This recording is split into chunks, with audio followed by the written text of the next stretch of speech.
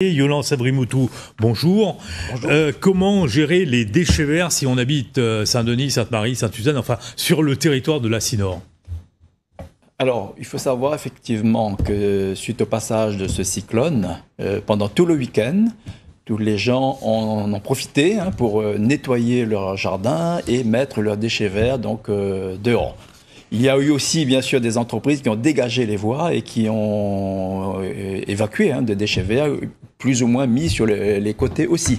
Aujourd'hui, donc, nous, la Cinor, dans le cadre de la collecte de déchets verts, nous en avons fait une priorité. D'ailleurs, nous avons mis en place un marché spécial cyclone pour l'enlèvement des déchets verts. D'accord. Mais est-ce que vous avez les moyens de traiter ces déchets verts rapidement? Voilà. Donc, ce dispositif, justement, c'est pour permettre des moyens complémentaires par rapport au marché de collecte régulière qui se fait. Donc, nous avons plus d'une cinquantaine d'engins spécifiques, de camions, de grues.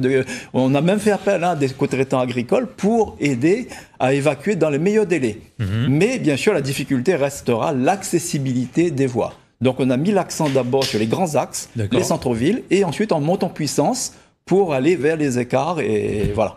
Et sur les plateformes de broyage de la Jamaïque, par exemple, vos machines sont suffisamment opérationnelles? Alors, on a fait en sorte, effectivement, qu'en pré-alerte cyclonique, ces plateformes soient disponibles. Donc, à ce jour, effectivement, ces plateformes sont disponibles, mais nous avons aussi des plateformes de zones de réserve d'entrepôts qui permettent de faire des entreposages de proximité. D'accord. On peut dire que sur le territoire de la Cinor, vous maîtrisez la situation.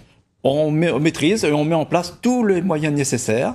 Et on demande aussi, bien sûr, aux citoyens de faire des efforts, de ne pas mélanger leurs encombrants avec les déchets verts et de ne pas aussi mettre les déchets sur des bouches d'incendie ou des compteurs d'eau, afin qu'il y ait des dégâts collatéraux qui viendraient ralentir encore le dispositif. Pourquoi vous l'avez constaté là, ces derniers jours? On a constaté à ce jour que c'est vrai qu'on a des engins, des grappins qui arrivent et il faut éviter ces zones-là. Ces dispositifs. Merci beaucoup, Yolande Sabrimoutou. On espère que votre message sera entendu. Merci. Circulation